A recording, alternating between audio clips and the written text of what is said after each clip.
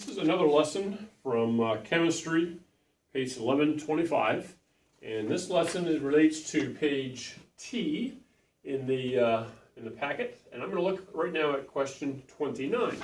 And the instructions here say to write all the possible mole ratios for each of the following equations. Let's look at just this first one and see what they're talking about here. These numbers out front, okay, so the 4, the 3, and the 2 are called the coefficients, all right? So the Al, aluminum, just the O2 is oxygen, and then Al2O3 is the aluminum oxide. So just that is the formula for the compound, all right? These numbers in front are called coefficients and tell us how many moles of that substance are required. It's kind of like a recipe.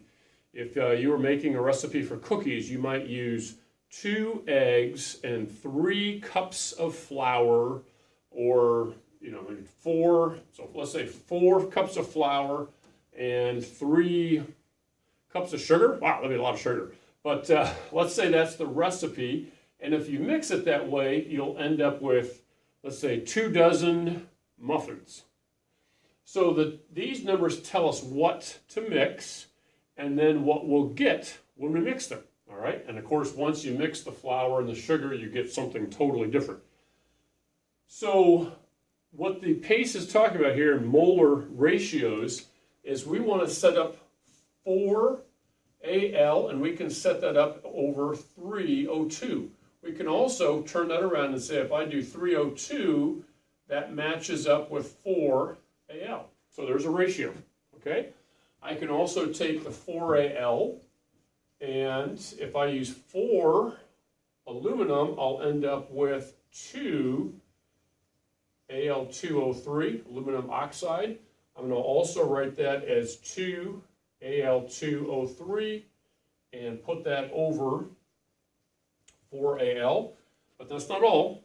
I also can do a ratio between the O2. So 3 O2 would produce 2 Al2O3, and I can also say 2 Al2O3 matches up with 3 O2.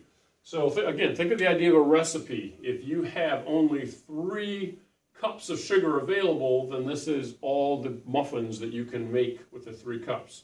Or vice versa, you could think of it, if I want to make 2 dozen of these muffins, then I'm going to need 4 cups of flour, okay?